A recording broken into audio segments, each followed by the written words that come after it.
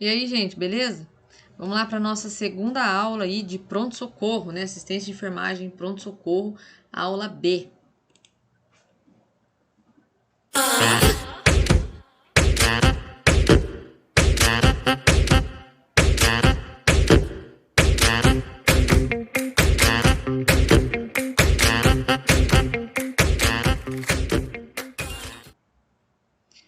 Bom, vamos lá. Então, a gente vai falar hoje a respeito de exames, né? Exames em geral. Então, a gente vai começar falando, né, primeiramente, dos exames de sangue, tá? Então, para que servem os exames de sangue? Eles vão avaliar o funcionamento, né, de vários órgãos e glândulas pelo nosso corpo, como, por exemplo, pâncreas, fígado, rins, né? E aí eles vão detectar doenças como câncer, anemia, diabetes, entre muitos outros, né? Então, os exames de sangue são aí fundamentais, tá? Eles avaliam os níveis de colesterol, de glicose, de ácido úrico, presença ou não de anticorpos, né?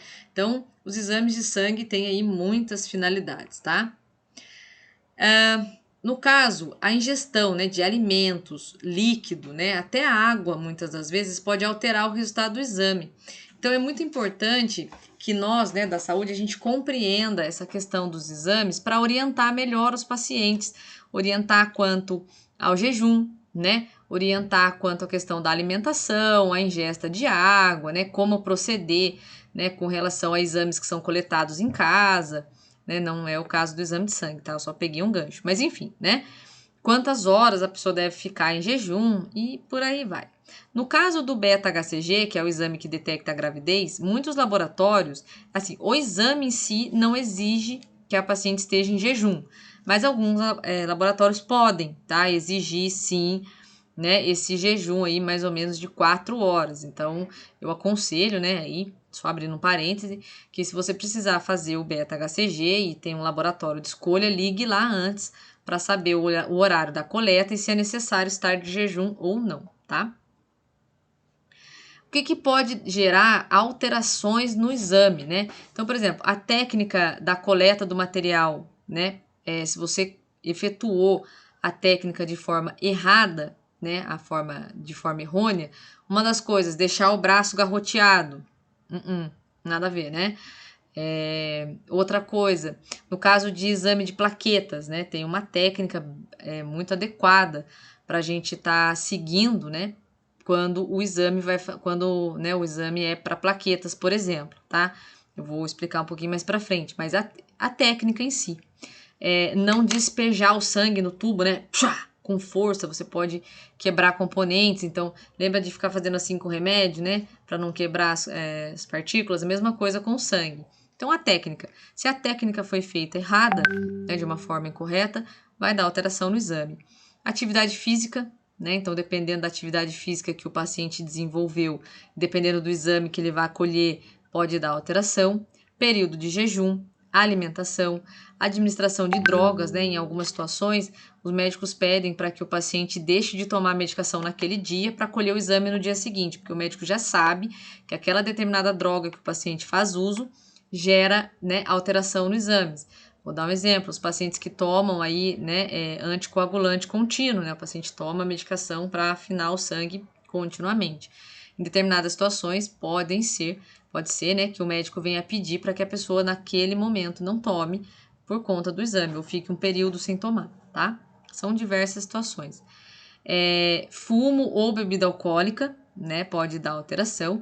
E, por incrível que pareça, né, diferentes fases do ciclo menstrual, tá? Então, isso também, né, em alguns exames mais específicos, né, dependendo do ciclo, né, da fase do ciclo menstrual que a mulher está, pode sim vir a gerar, né, uma alteração aí no exame. Mas isso tudo, né, é orientado, a gente passa, né, essas informações a gente tem, né, até por conta do próprio local onde a gente trabalha, o protocolo da instituição onde a gente trabalha, e é só a gente orientar, né, o paciente. Mas é importante que a gente afirme, passe ao paciente a informação de que se ele não respeitar aquilo que a gente está passando, o exame vai dar alterado e, né, enfim, o trabalho dele o tempo dele vai ser perdido, o desgaste vai ser perdido, porque o exame vai dar alterado, tá? Os principais exames de sangue. Nós temos o hemograma, né? O hemograma, ele vai me dizer ali a situação de leucócitos, glóbulos brancos, né? As hemácias, que são os glóbulos vermelhos, e as plaquetas. O exame de colesterol, ele analisa os 3 tipos de colesterol, né? O VLDL, o LDL e o HDL. Né? O triglicerídeo, né? Exame de triglicérides. O que acontece, gente? Os triglicerídeos, eles são ingeridos na alimentação e produzidos pelo nosso organismo. Eles servem para armazenar energia, né, sendo utilizados pelo corpo quando necessário. O problema é que a gente acaba ingerindo muitos alimentos que contêm, né, formas aí para a gente obter os triglicerídeos e a gente não consome a quantidade de energia, a gente não gasta, né, aquela quantidade de energia que a gente está produzindo, então acaba acumulando, tá? Por exemplo, quando os médicos detectam ali alterações, né, nessa parte de triglicerídeos, uma das primeiras coisas que eles falam, claro, além da alimentação, é a atividade física, tá? Se não fizer atividade física, raramente o seu triglicerídeo vai baixar, tá bom? Glicemia, né? Então a gente vai verificar aí níveis de glicose na circulação sanguínea, e aí são mais específicos, né? Com relação quando a gente faz o exame de sangue, né? Assim, para detectar o diabetes, aí sim, né, a gente consegue fazer esse diagnóstico. O destro em si, né, aquele exame do destro que a gente faz, assim, ele só vai dizer a quantidade de glicose que eu tenho dentro da célula naquele momento. O destro não serve para diagnosticar o diabetes. O exame de sangue, sim, tá? Ácido úrico, né? O ácido úrico, que é um produto metabólico das purinas, né? Então, vamos dizer assim, né, de uma forma bem simplificada, né? Um dos alimentos que, se consumidos em excesso, a pessoa tem propensão é a carne vermelha, tá? Ureia, né, produto do metabolismo das proteínas, né, também ali com relação à carne, ela é produzida no fígado e eliminada na urina, tá? A creatinina, que é resultante da degradação de uma substância presente nos músculos, o HIV, que detecta a presença do vírus HIV, e o PSA, que detecta doenças ou alterações na próstata, tá? Eu ainda vou falar, né, de mais alguns exames. Esses aqui são os principais ali de sangue, ok? E aí a gente já vai entrar na parte da técnica para coleta dos exames de sangue.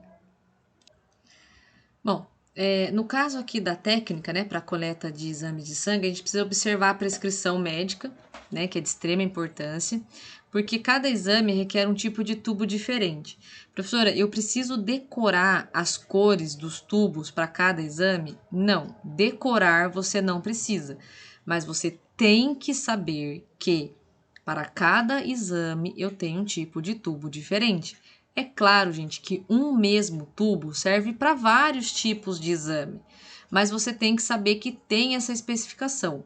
E aí você tem que fazer o seguinte: lá no posto de enfermagem onde você vai trabalhar, né, para coletar esses exames, tem uma tabela. Nessa tabela tem a cor do tubo e para quais exames ele serve. Tudo que você tem que fazer é ir lá e conferir. É claro, gente, que com o tempo a gente acaba guardando, né? Então eu já sei que o hemograma é nesse tubo, eu já sei que leucócito é nesse, já sei o que, eu já sei. A coloração, HIV é esse, não sei o que é esse, então eu acabo decorando. Mas não precisa que você tenha, né, essa preocupação de preciso decorar. Não, não precisa. Essas tabelas elas ficam disponíveis nos postos de enfermagem, tá bom? Então não precisa decorar, mas você tem que saber que você não pode enfiar a mão no armário lá e catar qualquer tubo. Vai dar errado, tá bom? Então, atentem-se a isso. A gente precisa checar se o cliente está em jejum, caso tenha sido necessário, tá? Embora a disciplina seja de pronto-socorro, né, é válido para tudo. Então, se você está trabalhando, por exemplo, na clínica médica e você vai coletar um exame, não custa você confirmar. Ah, o senhor está em jejum, né? Porque essa orientação já tem que ter sido passada para ele. Se ele falar assim, ah, não tô, eu comi alguma coisa. Bom, então o exame tem que ser adiado, vou ter que coletar depois, tá? Então, atentem-se a isso. Preparar o material, né? A gente precisa preparar todo o material, que inclui a questão dos tubos, identificar os frascos, né? De acordo com o protocolo da instituição e lavar as mãos. Aqui nesse slide eu coloquei a questão de identificar os frascos, porque algumas instituições elas preconizam que você deve, né, identificar o frasco antes de colocar o sangue dentro. Tem determinadas instituições que não, que dizem que você tem que identificar o frasco depois. Por que isso? Porque já aconteceu de melecar o frasco por fora de sangue, enfim, e aí, né, melecou a etiqueta. Então, isso varia, tá? Por isso que eu coloquei nessas duas informações em locais diferentes, para vocês lembrarem de se atentarem ao que a instituição diz, tá bom? Então, antes de tudo, né, a gente precisa analisar a situação. Chamar o paciente e confirmar o nome completo, né, caso seja um nome comum, confirmar mais de uma informação, como por exemplo o nome da mãe, tá? E lembrando que agora nós estamos no pronto-socorro. Verificar o pedido de exame, né? Os exames, eles vêm prescritos em um impresso próprio. Veja bem, gente, verifique o pedido de exame antes de verificar a questão da medicação, porque às vezes a gente faz toda a medicação, né? E o paciente tem um exame de urina. Aí, o que acontece? O paciente está lá tomando um soro de 500 ml e não colheu a urina, né? Agora você vai ter que tirar o acesso. Ai, transtorno. Então, verifique o pedido do exame. Ah, tem um exame de urina. Bom, então eu já dou o potinho pro senhor vai lá colher a urina enquanto eu preparo a medicação. Simples. Você otimizou o tempo do paciente e o seu, né? Se identifique para o paciente, né? Isso é importantíssimo. Acomodar o paciente em uma poltrona adequada, né? E aí pode variar de acordo com a instituição. Explicar o procedimento, inclusive sobre os procedimentos que envolvem a espera do resultado.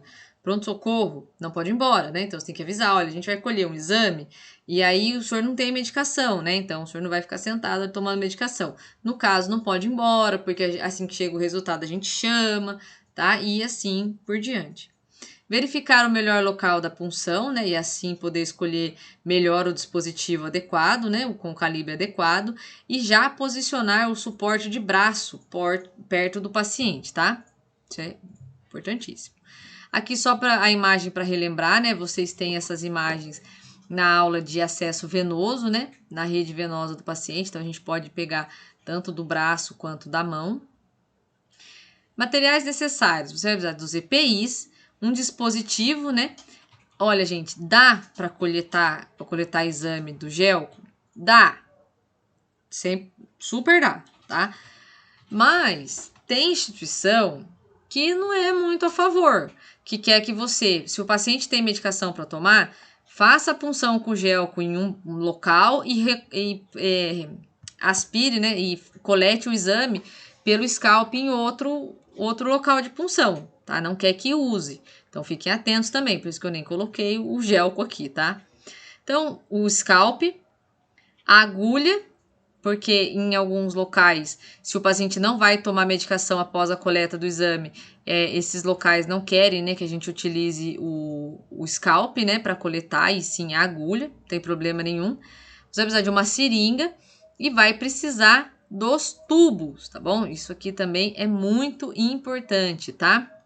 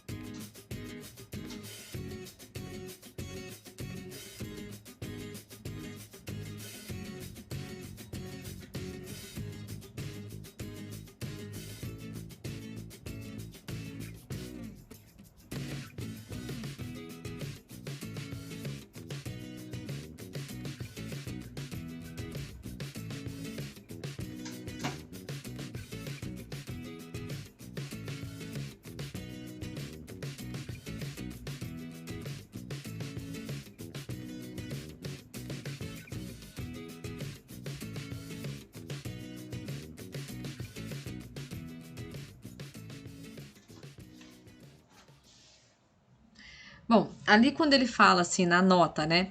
Caso só tenha exame, né, de coagulação, a gente recomenda que o primeiro, né, que a primeira seringa seja descartada.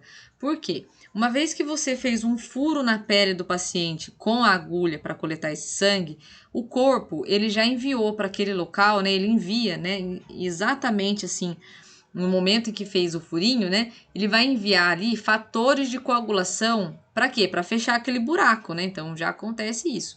E aí, quando você colhe esse sangue, ele vai ter um excesso de fatores de coagulação. Não que esse excesso seja o normal do paciente. Por isso que a gente descarta essa primeira seringa, né? Para que não haja, né, uma leitura errônea, senão é como se tivesse mais fatores de coagulação do que de fato há. Por isso que é sempre ali o segundo, né, a segunda seringa que a gente utiliza, né, para né, o segundo frasco, né, o segundo frasco que a gente utiliza para colocar no tubo, tá ok? Esse é o suporte de braço, tá, ó, que nós temos aqui, tá, para apoiar do lado do paciente. Os garrotes, né? O garrote é fundamental. Lembrando que você garroteia o membro, certo? Depois que o sangue já tá fluindo, você solta o garrote, tá bom? O material necessário aqui, né? Continuando: bandeja, luva de procedimento, 2 bolinhas de algodão, uma com álcool para a gente fazer a antisepsia e um seco, caso seja somente a coleta de exame, ou seja, se não tem medicação após a coleta. Então, esse algodãozinho seco a gente vai pôr ali no furinho, né? E vai tampar com o micropore. Então, o micropore, uma tirinha caso haja somente a coleta. Então, depois da punção, a gente puncionou, né? Não tem medicação, só tem a coleta, a gente pode utilizar uma tirinha de micropore só para manter o scalp no lugar durante a coleta, tá? Em caso de medicação, né, após a coleta, 3 tirinhas para fazer a fixação do scalp, como a gente já viu em vídeos anteriores.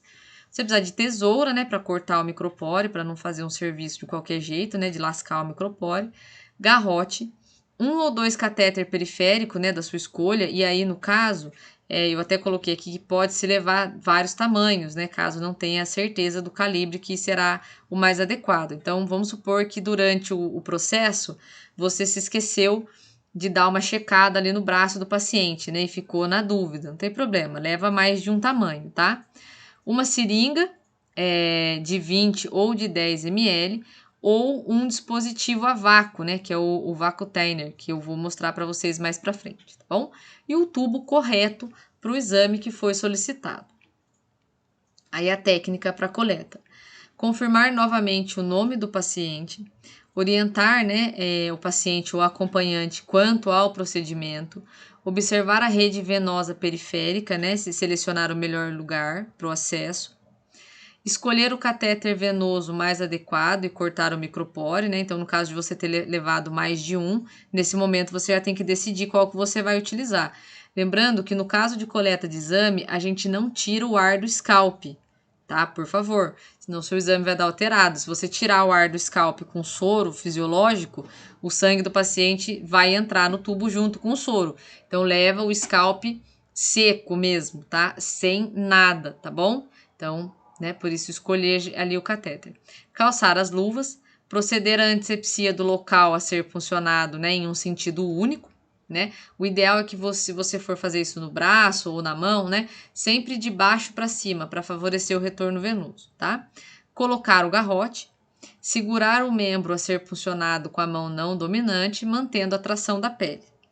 Colocar a mão dominante, com a mão dominante, proceder à introdução do catéter venoso com o bisel da agulha para cima, né? Então, como a gente falou muito em intramuscular, que o bisel deve acompanhar a fibra do músculo, né, na hora de fazer a injeção, no caso de punções venosas, o bisel é sempre para cima, tá bom? Numa angulação mais ou menos de 15 a 30 graus. Após a introdução completa do catéter e a verificação do retorno venoso, retirar o garrote e proceder à coleta de acordo com o material disponível.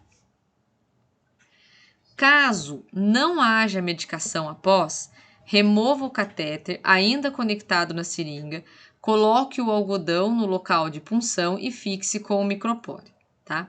Nesses casos, dependendo, né, da rede venosa do paciente, você pode até pedir para ele pôr o dedo em cima ali do micropore, né, para dar uma pressionada no local. Caso haja medicação, né, a gente desconecta a seringa, tampa ali o catéter, né, porque você vai ter que pegar o soro. Então, lembra que você tá com a seringa na mão, né, então para evitar, né, de vazar sangue, evitar de contaminação, né, se tem medicação, leva a tampinha, né, do scalp junto, né. Então, tem medicação, leva a tampinha, terminou a coleta, desconecta a seringa do scalp, tampa ali o scalp para não ter vazamento de sangue, né? Coloca a seringa na bandeja, calmamente você pega o equipa onde o soro, né, já vai estar pronto, né? Essa parte a gente já viu, né? E instala o soro no catéter ali com toda a tranquilidade do mundo, né? E aí a gente fixa, né, o scalp com as outras 3 tirinhas de micropore, tá bom? Limpar o local da punção se necessário, né? Às vezes pode ser que vaze um sanguinho ali, isso também é normal. E deixar o paciente confortável, tá? Aí a gente vai se dirigir até a pia de enfermagem e depositar o sangue da seringa no tubo correto. Identificar todos os tubos, né? Então, nesse caso aqui, né, a outra opção, né, do protocolo da instituição ser o tubo identificado após a coleta, tá? Nós devemos descartar os materiais nos locais adequados e deixar o posto em ordem, tá? Nada de deixar bagunça lá, a gente também já viu isso, né, em outras aulas. E, por fim, protocolar o exame. Protocolar de que jeito? De acordo com o que a instituição pede, tá?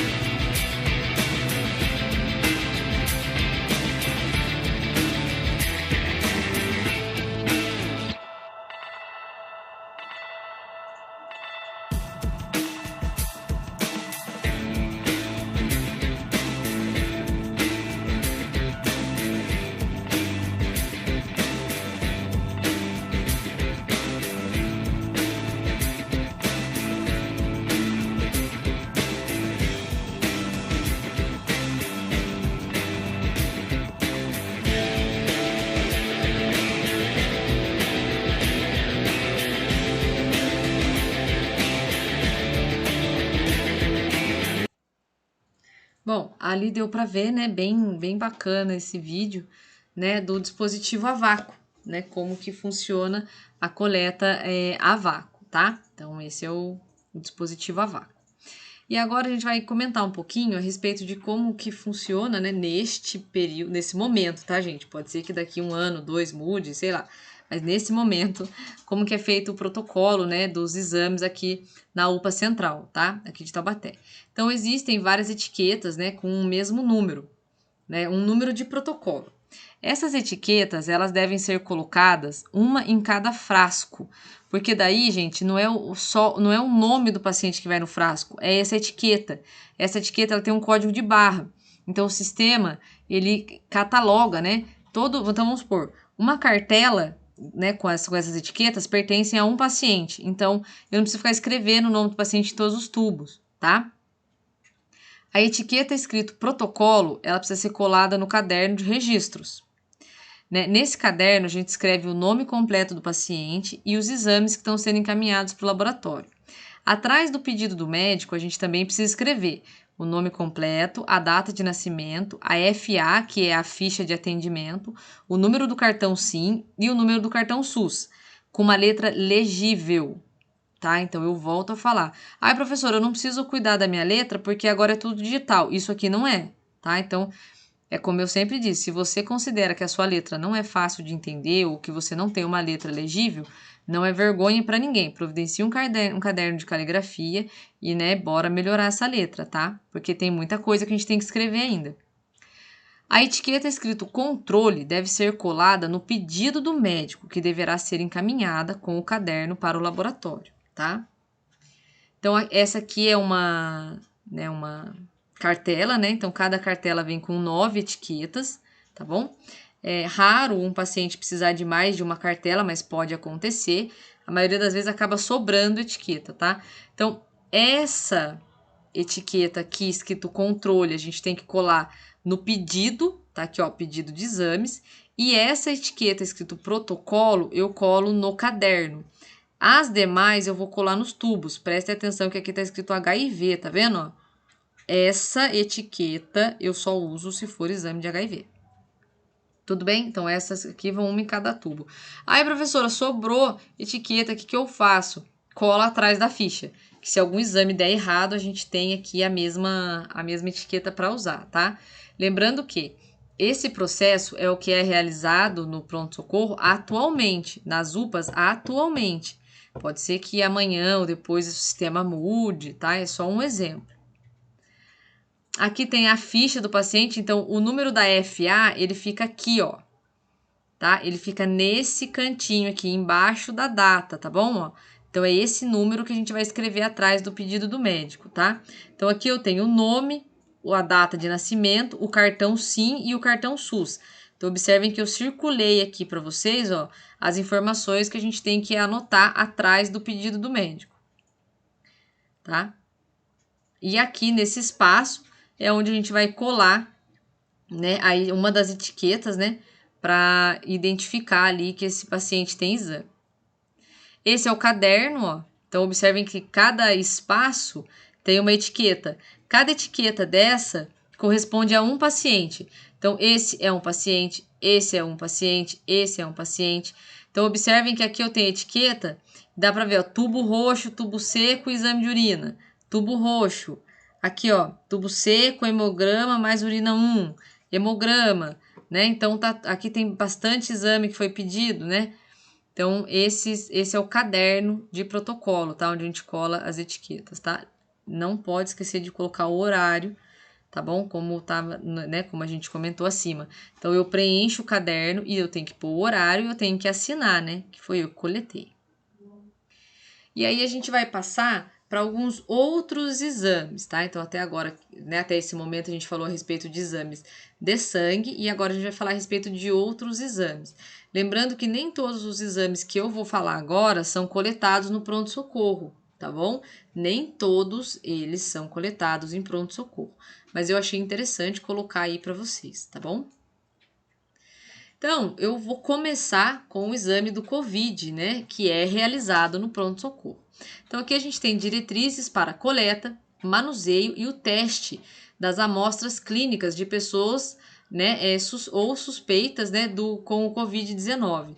Então, a gente vai falar primeiro do SUAB, né, o SUAB estéreo é um instrumento que serve para coletar amostras clínicas, podendo ser encontrado nos modelos de SUAB estéreo com haste de madeira, SUAB estéreo com haste de plástico e SUAB estéreo sem meio, né? Então, o SUAB, ele é nada mais é que um cotonete gigante, tá?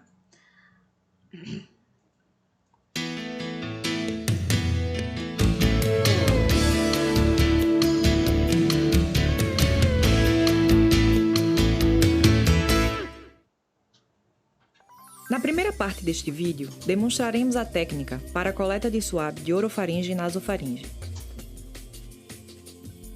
Há 3 pontos importantes para destacar antes da demonstração destas técnicas. Primeiro, quando possível, as amostras devem ser recolhidas até 3 dias do surgimento de sintomas nos pacientes que se enquadram na definição de caso. Em segundo lugar, somente devem ser usados suaves de Dracon ou rayon estéreo, com hastes de plástico ou suaves com ponta de algodão. Não use suaves que contenham alginato de cálcio ou hastes de madeira, pois podem conter substâncias que tornam alguns vírus inativos e inibem alguns ensaios moleculares. Finalmente, verifique se tem todos os materiais apropriados e organizados antes de começar o processo de coleta das amostras. Aqui está uma lista dos materiais necessários. Suave de nasofaringe. Suave de orofaringe. Óculos de proteção. Luvas. Máscara cirúrgica. Tubo para transporte de material infeccioso. Marcador. Tesouras. Lenço de papel. Depressores linguais. Bolsa de biossegurança. Água e sabão ou gel com álcool. Passo 1. Lave bem as mãos com água e sabão ou gel com álcool.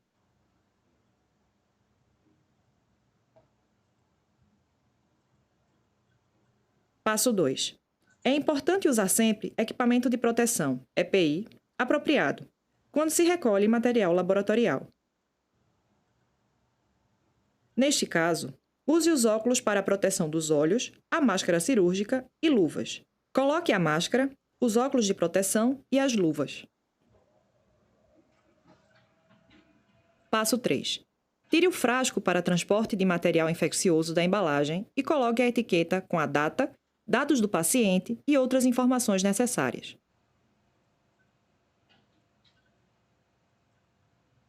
Passo 4. Peça ao paciente para assoar o nariz e descarte o lenço de papel na bolsa de biossegurança.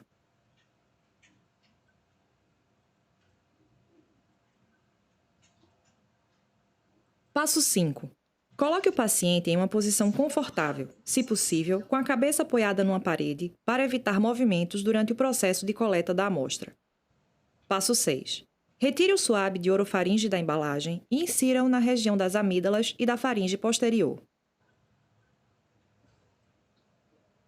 Esfregue o suave nas 2 amígdalas e na faringe posterior.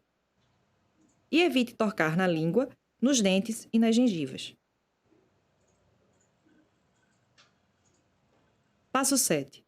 Coloque imediatamente o suave no tubo estéreo contendo 2 mg de reagente MTV, sem antibióticos. Passo 8. Asepticamente, corte ou quebre a haste do aplicador perto da ponta para poder fechar a tampa.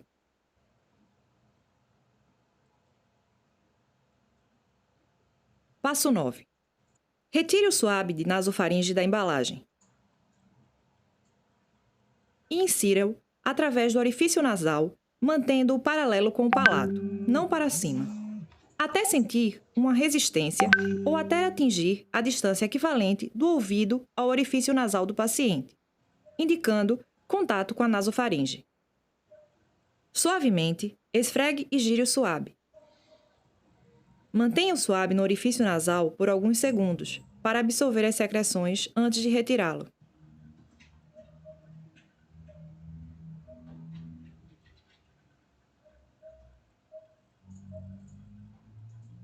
Passo 10. Coloque imediatamente o suave no tubo estéreo contendo 2 mg de reagente MTV sem antibióticos. Passo 11.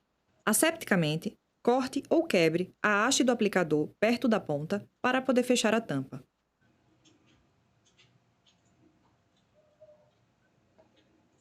O processo de coleta de amostra nasofaríngea será demonstrado usando esse modelo sagital de uma cabeça humana. O cotonete nasofaríngeo deve ser inserido até que o contato com a nasofaringe seja atingido. O lacrimejamento é uma resposta normal à inserção do cotonete nasofaríngeo. Passo 12. Quando terminar a coleta, descarte todos os EPIs e outros materiais contaminados na bolsa de biossegurança. Passo 13. Lave bem as mãos com água e sabão ou gel com álcool.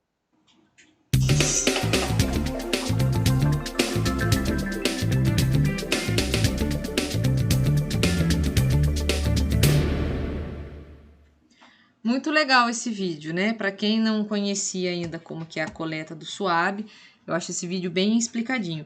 A única coisa é que nessa instituição eles não permitem a haste de madeira, né? Como foi dito ali no começo, tá? Mas lá né, essa referência foi tirada, tá, de uma universidade. Então, né, nessa universidade é permitida a haste de madeira. Nessa instituição, né, que fez o vídeo, não é permitido, tá? Por isso que a gente tem que ficar sempre atento ao que a instituição diz para nós, tá? O teste molecular, né, o famoso PCR, né, ele é o teste padrão ouro para o diagnóstico de infecção do coronavírus. Ele vai detectar o RNA, né, viral em algumas coletas por SUAB da cavidade nasal e orofaringe, né, por aspiração ou secreção da nasofaringe ou até das vias aéreas inferiores, tá bom? No teste rápido, o resultado também não é rápido. Nos testes rápidos, né, os resultados também são rápidos para o direcionamento da decisão, né, da conduta. É importante salientar que o teste rápido não detecta especificamente o coronavírus, tá bom? Ele vai detectar os anticorpos produzidos pelo organismo depois da infecção, né, já tá instalada, né? Então você já tem a infecção e aí o seu organismo já começou a produzir, né, os anticorpos, tá?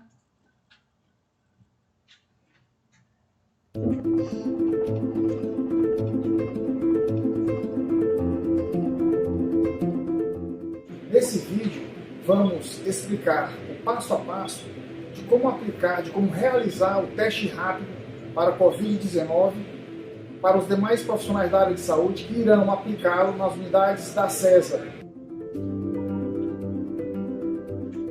Esse é o kit que estamos utilizando para validação e que será aplicado nas unidades da CESA. A primeira coisa a ser feito é uma ficha para a identificação do paciente, e aqui é um nome de fantasia, e nessa ficha constará então o nome do paciente, demais dados de registro e será colocado o resultado para a futura liberação.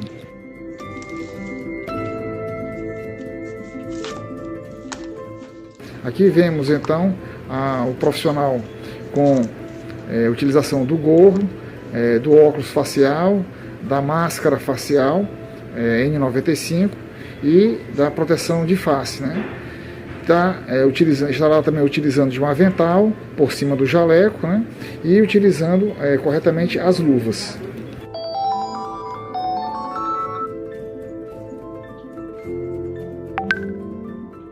Fazer a testagem da ponta de dedo, com a amostra de sangue coletada na ponta de dedo, eu sugiro que o paciente seja posicionado de frente olhando para frente, reto, e o braço dele esteja perpendicular ao seu corpo, para que o paciente não respire em direção ao examinador, ao profissional que fará a coleta da amostra. Para fazer então a punção será utilizada uma lanceta, né? Já foi feito então a limpeza com álcool a 70 do polegar, do dedo, qualquer um dos dedos da mão do indivíduo, né? Foi feita a limpeza e em seguida vai ser feita então a punção com a lanceta e em seguida se espreme o dedo do paciente até que apareça a gota, né? Até que apareça a gotinha de sangue, depois com a próprio pipetador que vem no kit, será feita então a aspiração de 10 microlitros, já vem padronizado, e então será colocado lá na região de leitura do cassete. Então nós temos agora aqui na bancada uma superfície bem lisa, bem plana a colocação do cassete, né, onde será feita a testagem. Ele é retirado do seu invólucro plástico, colocado aqui. Nós fazemos a identificação com as iniciais do paciente, para evitar trocas ou erros. Depois, em seguida, serão aplicadas 3 gotinhas do tampão no orifício maior, que é o primeiro orifício, e aí se inicia a cronometragem do teste. Após passados 15 minutos, ao final dos 15 minutos, se fará a leitura do teste, que como podemos ver aqui na área de leitura, tem a área do controle, que é a letra C, e a área do teste, da reação do paciente, que é a letra T. Nesse caso, nós vemos apenas uma listra na região do controle, mostrando que o teste foi válido, que está funcionando, né, que teve a reação de controle positiva, mas na área de teste não há visualização de nenhuma linha. Isso quer dizer que o teste foi negativo. Caso tivesse aparecido uma linha vermelha na região da letra T do teste, então o teste seria positivo. Chamo a atenção que às vezes a linha na área de teste pode ser muito fina, muito delicada, muito tênue, de difícil visualização. Para isso, é importante fazer a leitura ao final dos 15 minutos com a presença de uma luz forte, de uma lanterna, de uma lâmpada mais forte, incidindo nessa área.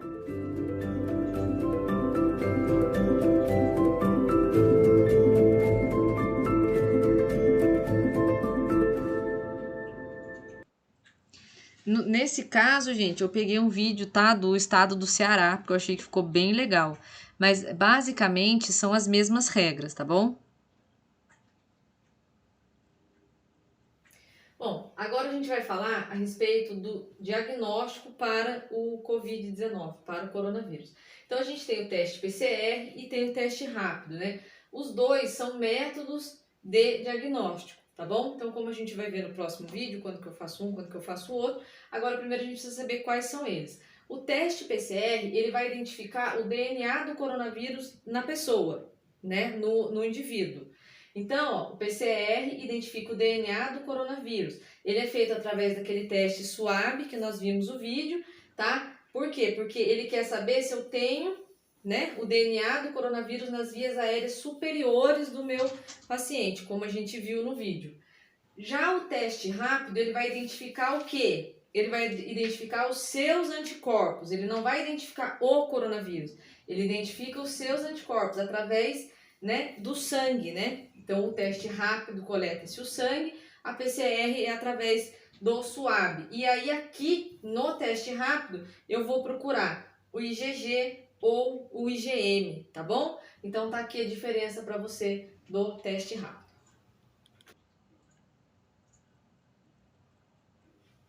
Gente, agora eu vou explicar para vocês, mais ou menos, assim, para ficar mais fácil de ilustrar, a diferença do IgM para o IgG, tá? A gente não vai entrar no mérito de interpretação de exame, nada disso. Então, o que acontece? O IgM, ele é o primeiro que aparece, porque ele aparece na infecção primária. IgM e IgG são seus anticorpos, como a gente havia comentado. Então, assim, de 1 a 10 dias que o indivíduo teve contato com o vírus, né, no nosso caso aqui do coronavírus, vai ter um aumento do IgM, porque esse primeiro momento aqui a gente considera como sendo infecção primária. E aí o que acontece? O índice desse anticorpo, tá, desse anticorpo aqui, é produzido. Então ele tem um aumento de 1 a 10 dias. De 10 a 14 dias, o que acontece? O IgM vai cair. Por quê? Porque eu vou começar a ter produção de quem? Do IgG, tá? E o IgG é aquele que fica, né, para sua vida inteira, tá bom? Então, é esse aqui. O IgM, ele vai ficar mais ou menos, né, aparecendo no seu organismo, até uns 3 meses, mais ou menos, ele fica no corpo ainda, tá? Para aprofundar isso aqui, eu vou deixar várias referências para vocês. Então, assim, o IgM, ele aparece primeiro, tá, na infecção primária, de 1 a 10 dias que o indivíduo teve contato, então tem um aumento. De 10 a 14 dias, o IgM tende a cair e o IgG aumenta, tá bom? Por quê? Porque é esse anticorpo aqui, que vai ficar com você pela vida inteira ali para te proteger contra o coronavírus, tá bom? Bom, então o teste rápido, né, são testes sorológicos que vão identificar aí os anticorpos, como a gente já falou, né, e eles são divididos em categoria. Então eu tenho o teste para detecção de anticorpos SARS-CoV-2 em amostra de sangue total, em soro e em plasma, tá bom? Que vai identificar a resposta imunológica né, do corpo em relação ao vírus. E o teste SWAB de nasofaringe ou orofaringe é para detecção do antígeno viral, né, por técnica de imunofluorescência, que vai detectar a proteína na fase de atividade da infecção, né, o RNA do coronavírus. Gente, agora vamos falar a respeito do tempo para o PCR e para o teste rápido, porque às vezes a gente pergunta, por que não faz esse, por que faz aquele, por que faz aquele outro? Então, vamos dar uma resumida. Eu não vou entrar no mérito se vai dar reagente, se não vai dar reagente, é só, né, a questão dos dias mesmo que existe essa indicação.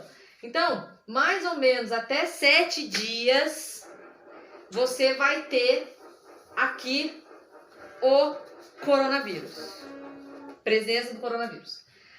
De 8 a 12 dias, o que vai acontecer? Proliferação do coronavírus dentro do indivíduo.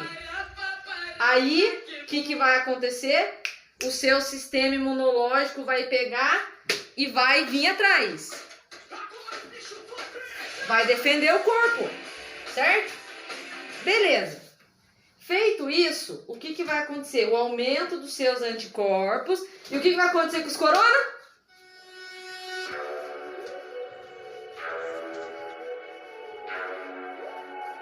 Vai acontecer a queda.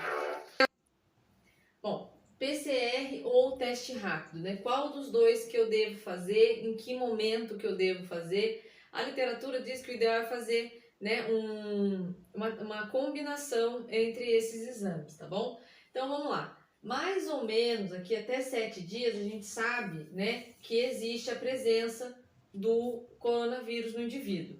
De 8 a 12 dias, mais ou menos, acontece o quê? Uma multiplicação do coronavírus. Então o PCR, ele é sensível, tá? Porque como a gente viu no vídeo anterior, né, esse teste vai identificar quem? O coronavírus, tá bom? Então, mais ou menos nesse prazo aqui eu tenho uma multiplicação, só que daí o que acontece? O seu sistema imunológico, ele vai, né, automaticamente combater, né, o vírus aqui. E aí o que acontece? Com a resposta do organismo, né, nós temos um aumento do anticorpos e uma queda, tá, na taxa viral. Por quê? Porque os seus anticorpos estão combatendo aqui o coronavírus. O que acontece? Tem uma queda. Então, esse exame, depois deste período aqui, né, é menos sensível. Por quê? Porque o seu sistema imunológico já entrou em ação, houve um aumento dos seus anticorpos, automaticamente tem que haver uma redução do coronavírus. Então, o que acontece? A partir desse prazo, o ideal é que combinado com nesse período, seja feito o teste rápido, que é a partir, ali a literatura considera mais ou menos, de 10 dias. Porque aí você vai ter o quê? A identificação dos seus anticorpos, né? Mas esse teste é mais sensível depois desse período, por conta do número de anticorpos que vai ocorrer, tá bom? Então, tá aqui para vocês a diferença. Bom, gente, esse vídeo que eu acabei de passar, parece que é a mesma coisa, mas é que eu tinha feito um vídeo cheio de efeitos especiais, mas aí o meu sonoplasta, né, tá começando agora no ramo, e aí eu precisei cortar o vídeo, aí eu fiz outro sem efeitos sonoros, mas eu achei que o de efeitos sonoros também tava legal, tá? Mas aí eu tinha que pôr o outro explicando, né, de uma forma mais séria, tá bom? Por isso que parece a mesma coisa, mas faz de conta que eu expliquei 2 vezes, tá? Então, tá aí para vocês, né, a questão do Covid. Qualquer dúvida, só vocês enviarem, tá? Claro, gente, que assim, esse é o básico do básico, tá? Existem outros exames, tem a gasometria, tem um monte de outras coisas que são feitas, tá? Aqui eu, né, só pontuei o que o que é mais comum da gente ver, tá bom? Exames de urina, né? Vamos falar agora de exame de urina. O exame de urina, ele vai servir para diagnosticar problemas que afetam o sistema renal e o sistema urinário, tá? Então, tem 3 tipos principais de exame de urina. o exame de urina tipo 1, o exame de urina 24 horas e o exame de urocultura, tá? Geralmente, eles são realizados em laboratórios de análises clínicas e nenhum deles necessita de jejum. Então, o que é o exame, né, de urina tipo 1 ou EAS, né, que no caso são elementos anormais do sedimento, né? Então, essa é a tradução aí. Esse exame, ele vai analisar o pH da urina e a presença de elementos, né, e as suas respectivas quantidades. Então, por exemplo, ele vai analisar nitritos, densidade da urina, presença de glicose, proteína, toda a urina tem, né? A urina tem proteína, mas ele vai verificar a quantidade de proteína que tem nessa urina, né? Se for de uma forma elevada, vai prejudicar, claro. Cetonas, bilirrubina, urobilinogênio, né? Leucócitos e sangue, né? Então, tudo isso é avaliado nesse exame. Além desses elementos, através da visualização da urina no microscópio, é possível a gente verificar a presença de cristais, né? Então, o pessoal que tem aí gota, né? Ácido úrico, né? Aquela parte, né? A gente consegue observar esses cristais. Então, além dos cristais, a gente consegue observar a presença de fungos e bactérias, né? Que podem identificar ali problemas dos rins, infecções ou cálculo renal, por exemplo. Como que a gente coleta, né, o EAS? Ele deve ser a primeira urina do dia, né, e a gente precisa orientar o cliente a fazer a higiene do local, principalmente em crianças, tá? Bom, se você for no hospital ou no laboratório, a gente orienta, né, a pessoa a pegar ali o papel higiênico, pôr um pouquinho de sabão, né, úmido e passar na região ali, né, próxima à uretra para tentar dar uma higienizada no local. Pode ser colhido em casa, tá? Detalhe, deve-se desprezar o primeiro jato de urina, né? Em seguida, posicionar o recipiente para coletar a porção do meio do xixi. Então, começou a fazer xixi, deixa sair aquele primeiro jato, pega ali a porção do meio, tá? Pode ser coletado em casa, né? Mas caso não seja possível levá-lo ao laboratório em no máximo 2 horas, a gente precisa guardar ele na geladeira, tá? Então, assim, o frasco com a urina não pode ficar no tempo, assim, no ar, né? Não no ar, mas tipo, ele tem que ficar na geladeira. Ou você leva ele dentro de 2 horas no laboratório, ou põe na geladeira, tá bom? Urina 24 horas, né? O que é a urina 24 horas? Ele é um exame, né, de urina 24 horas, né? Uma análise da urina coletada durante 24 horas. Para avaliar a função dos rins, né? É muito útil para identificar e acompanhar aí doenças renais. Para fazer esse exame, é necessário coletar, né, toda a urina em um recipiente próprio durante um período de 24 horas, tá? Devendo ser levado ao laboratório que vai analisar, né, os valores que vão encontrar no seu exame. E aí, como que a gente coleta? Busca o recipiente no próprio laboratório, tá? No dia seguinte, logo de manhã, após acordar, urinar no vaso sanitário, desprezando a primeira urina do dia. Tá? Então, aquele xixi que ficou na sua bexiga a noite inteira, ele não vai para conta, tá? Ele você vai fazer no vaso e ele vai embora.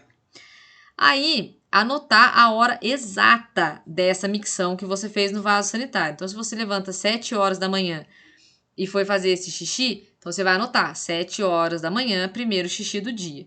Por que não põe essa urina na conta? Porque ela ficou na sua bexiga a noite inteira, né? Então, não é viável. Depois de ter urinado no vaso sanitário, coletar todas as urinas durante o dia e da noite, tá? Nesse recipiente. A última urina a ser coletada no recipiente deve ser a mesma hora da urina do dia anterior, que você fez no vaso sanitário, com uma tolerância aí de 10 minutos. Normalmente, né, tem uma certa regularidade no primeiro xixi nosso, né? Então, assim, levantou, né? Você vai coletar ali esse xixi e vai, né, ser dentro desse período. Né? Então, o seu exame ele começa depois do primeiro xixi do dia e ele acaba no primeiro xixi do dia anterior, tá bom?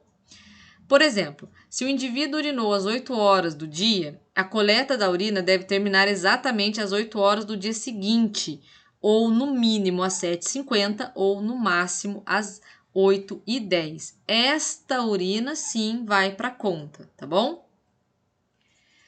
Urocultura, né? A urocultura também é conhecida, né, como urinocultura. Então, urocultura ou urinocultura.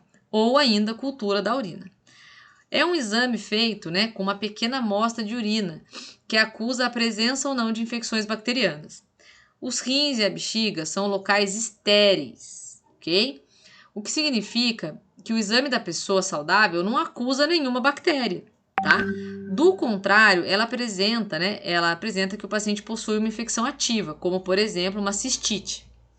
Quando há infecção, em 48 horas, a amostra indicará a presença de bactérias. Analisando-a, é possível identificar o tipo de bactéria e o número de colônias, né? Então é um exame bem legal. Há ainda um exame chamado urocultura com antibiograma ou urocultura com ATB. Esse teste fornece um complemento importante para o tratamento, né? Como, por exemplo, saber qual é o melhor antibiótico a tratar aquela infecção, tá? Então, isso é muito, muito legal. Você faz esse exame com a ATB, sabe qual é a bactéria e qual é o melhor antibiótico que você pode utilizar. Muito legal. Como coletar a urocultura? O frasco deve ser estéril, tá? E da mesma forma a região da uretra deve ser limpa. A maioria dos laboratórios não permite que esse exame seja colhido em casa, pelo risco de contaminação externa. Então, normalmente, quando o médico pede para a criança, né? A mãe muitas vezes quer que leve a criança para casa, que a criança fica mais relaxada e consegue coletar o xixi. No laboratório, não, eles não permitem, tá? Porque daí pode dar uma leitura errônea, né? Porque pode haver contaminação do frasco estéril em casa, por exemplo. Então, fiquem atentos aí a esse exame, tá? Agora, né, outros exames, né? Vamos falar de outros tipos de exame. Então, o exame da água, né? Exame bacteriológico da água. Para que faz isso? Para verificar a presença de patógenos na água, né? É comum? Sim. Em hospital? Também. Né? Então, a gente precisa higienizar a torneira por onde vai ser coletado, né, essa água. Regular um jato médio, né? Não pode deixar um fio de água, nem deixar com muita pressão. Deixar a água correr por pelo menos 3 minutos. Abrir o frasco estéreo sem tocar na parte interna. O frasco só deverá ser aberto na hora da coleta, tá? Não vai deixar o frasco aberto, daí você vai higienizar a torneira. Nada a ver, tá? Completar o frasco com água sem transbordar, fechar bem o frasco e levar imediatamente ao laboratório. Vamos supor que a sua vida dá uma guinada e você vai trabalhar num local, né, que faz esse tipo de teste, né? Então, você já sabe como é que faz aí a coleta da água, tá bom? Escarro. Quando que é feito o exame de escarro? Um exemplo é para verificação de tuberculose, né? É um exemplo. O que é o escarro? É o catarro, aquele mesmo, tá? A coleta, ela deve ser feita quando a pessoa acorda, pela manhã, e antes de se alimentar, tá, gente? Então, pessoa em jejum, pela manhã. Fazer a higiene oral com bochechos e gargarejos com solução fisiológica estéril. Coletar o escarro por expectoração, de modo que o material venha do peito e não da garganta, diretamente no frasco fornecido pelo laboratório. Se você for orientar uma pessoa a fazer esse teste, você tem que falar para ela que ela tem que puxar lá de dentro. Sabe quando a gente vê as pessoas fazer assim, sabe, dar aquele puxão assim? É desse jeito, não pode ser aquele guspinho que sai da boca. Tem que falar para o paciente puxar lá de dentro o catarro. Isso o paciente está fazendo esse exame porque muito provavelmente ele tem esse material, né? Ele tem a presença do escarro. Então tem que orientar ele a puxar para que venha o mais profundo possível esse catarro, tá? Levar imediatamente ao laboratório e não refrigerar, tá bom? Esperma. Isso foi uma curiosidade de uma aluna que faz um tempo já que ela me pediu, achei interessante colocar, né, como critério de curiosidade mesmo, tá? Para que faz? Para contagem mesmo, para verificação, né, de número de esperma, aqueles casais que estão com dificuldade de engravidar, né, enfim. Então, como que faz esse exame? O homem deve ser orientado, né, a fazer abstinência sexual por 3 dias, tá? Somente no caso de exames, né, como o espermograma. Lavar muito bem a mão e o pênis antes da coleta. Coletar por masturbação todo o volume ejaculado diretamente no frasco fornecido pelo laboratório. Por que esses exames não são muito baratos, né? Porque existe toda uma estrutura, né, nesses laboratórios que vão realizar esses exames para que seja preservada ali né, a privacidade do homem, que ele se sinta confortável. Já teve relatos, né, de pacientes que né, não conseguiram coletar o exame porque não consegue relaxar, não consegue se concentrar. Então, quando o laboratório é especializado nesse tipo de coleta de exame, ele consegue fazer com que o homem se sinta mais tranquilo, mais relaxado para coletar o exame, tá? Erroneamente, a gente acha que o homem funciona com o botão de liga e desliga, mas não é todo mundo que é assim, né? Anotar a hora, né, da coleta, fechar muito bem o frasco. Aqui, no caso, existe a possibilidade do homem fazer essa coleta em casa, tá? Então, não é só no laboratório, dá para fazer a coleta em casa também. Se for fazer em casa, né, levar imediatamente ao laboratório, em no máximo 20 minutos. Isso explica porque muitos homens preferem coletar no próprio laboratório. Porque muitas vezes, por exemplo, você pega uma Taubaté tudo é pertinho, mas pega uma cidade grande, tipo São Paulo, que o laboratório que você vai fazer é na Zona Norte e você mora na Zona Leste. Nossa, maior trampo para chegar, né? Então, muitos laboratórios têm local adequado para coleta. E caso tenha feito vasectomia, não necessita de abstinência, tá? Nossa, professora, mas precisa, né? Por exemplo, em algumas situações, os homens querem reverter a vasectomia, né? Então, pode ser que os homens queiram fazer a reversão da vasectomia, então podem realizar aí exames, né, de coleta, tá? Exame de fezes, né? O exame parasitológico de fezes, né? Quem nunca fez exame de fezes? Coletar as fezes diretamente no frasco fornecido, né, pelo laboratório, ou bacia, ou comadre, previamente limpa e seca. Né? No caso das fezes, não precisa ser estéril, né, o recipiente. Para que a gente consiga coletar as fezes, né, no momento ali da evacuação. É importante que se evite a contaminação com a urina, tá bom? A água ou outros elementos. Não contamine externamente o recipiente, tá? E não preencha até a borda. Não precisa, tá bom? Preencher todo o frasco, né, fornecido pelo laboratório de cocô, tá bom? Não precisa. Tá? Apenas uma pequena porção das fezes já é necessário, tá? Tem alguns frascos que trazem até uma marcação. Leve imediatamente a amostra ao laboratório. Se a coleta tiver sido feita à noite, guarde o material na geladeira. Não congele. Nossa, professora, mas que nojento colocar, não sei o quê. Uma dica muito legal que uma colega deu, né, para as pessoas que acham que é muito desagradável colocar o exame de fezes dentro da geladeira, ela colocou dentro de um pote de margarina, tá? Ela identificou, né, exame, colocou uma fita bem grande ali com uma etiqueta escrito, né, exame, e colocou na geladeira dentro de um pote, né, de margarina. E aí meio que desconstrangeu um pouco a situação. Observações. É contraindicado o uso de laxantes para a coleta do exame, tá? Então, nada a ver usar laxante. Em caso de criança, as fezes podem ser colhidas da fralda, né? Após a evacuação, né? Então, não precisa ficar com o neném lá no piniquinho lá, esperando vir as fezes. Não, pode coletar da fralda. Para a coleta de 3 amostras, coletar em dias alternados, tipo segunda, quarta e sexta, terça, sabe? Um dia sim, um dia não, tá? Isso é muito importante. Pesquisa de sangue oculto nas fezes, né? Então, coletar as fezes no momento da evacuação. Por que sangue oculto? Porque, antes, né, da gente continuar. Porque, no caso, o cocô, ele é escuro, né?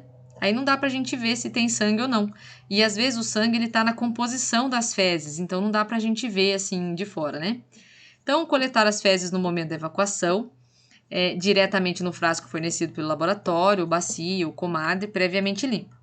É importante que se evite a contaminação com a urina, a água ou outros elementos. Não contamine externamente, né, o recipiente e não preencha até a borda. Leve imediatamente a amostra ao laboratório. Se a coleta tiver sido feita à noite, guarde o material na geladeira. Então, não é porque o exame é de sangue oculto que tem alguma coisa muito espetacular na coleta, tá? Basicamente é a mesma coisa, né, do outro exemplo. Amostras não devem ser colhidas durante ou após 3 dias do período menstrual, ou se o paciente estiver apresentando sangramento de hemorroidas. Então, meio óbvio, né? Se eu vou fazer um exame de verificação de sangue, né? Tem graça eu fazer a coleta perto, né, no caso a mulher, né, de estar menstruada? Não tem como, né? A eliminação da menstruação a gente não controla, não é igual o xixi que você segura. Desceu, acabou. Então pode haver sim a contaminação, né, do seu exame por conta, né, do fluxo menstrual. E também no caso de hemorroidas, tá? Se a pessoa sofre de hemorroidas, né, é preciso evitar o contato desse sangramento. Caso seja uma situação muito atípica, né, e a hemorroida você esteja com a crise e tudo mais, né, sempre entrar em contato com o médico, né, para verificar ali as melhores opções, tá? Álcool, medicamentos contendo o ácido acetil salicílico, né, como aspirina, AS, Buferin, Doril, Somalgin e outros, podem causar irritação gastrointestinal, né, e devem ser suspensos aí por 48 horas antes da coleta, tá? E, de novo, né, é contraindicado o uso dos laxantes, tá bom? Então, essas são as duas observações mais importantes aí com relação as medidas que a gente tem que tomar aí para coletar o sangue, para coletar as fezes, né, nessa investigação aqui. Oxiúros. Gente, essa foi outra curiosidade de outra aluna, né, com relação ao oxiúros, eu achei interessante deixar aqui para vocês também. O oxiúros, ele é um patógeno que ele gosta muito da região anal e ele causa uma coceira insuportável nas pessoas, tá? Tanto que a pessoa com oxiúros não pode nem dormir na mesma cama que o marido, que a esposa, porque passa, tá? Então, esse exame ele deve ser feito pela manhã ao despertar. Não deve ser usado nenhum tipo de medicamento no local, nem feito a higiene ou limpeza do local, tá? Então, ao contrário do que a gente viu no exame de urina, nesse caso aqui a gente não pode fazer nenhum tipo de higiene. O material necessário são 2 lâminas, um tubo de vidro que é fornecido pelo laboratório, fita durex transparente. Você fala, meu Deus do céu, como é que faz isso, né? Então, como que é a coleta? Colocar a fita durex sobre a parte externa, né, do fundo do tubo, deixando a parte colante livre, né? Então, você vai colocar o tubo, vai transformar o tubo numa área colante, né? Levar a fita até a região perianal, né? E fazer a pressão de diversos lados, tá? Então, tem a região perianal ali. Imagine que você tem um tubo e esse tubo tá ali com a parte do durex virada para cima, né? Então, ele é um tubo autocolante. E aí, você vai pegar esse tubo e vai encostar a parte da cola ali em toda a região perianal, tá? Como se você quisesse grudar mesmo os bichinhos ali, né? Colocar a fita sobre a lâmina, tendo cuidado de deixá-la lisa, sem rugas, né? Então, você vai descolar, né, do tubo e colar na lâmina, tá? Essa lâmina, gente, é uma plaquinha de vidro, tá bom? Retirar, né, repetir a operação com a segunda lâmina. Você vai fazer isso, né, com 2 amostras. Envolver as lâminas numa folha de papel e levar até o laboratório.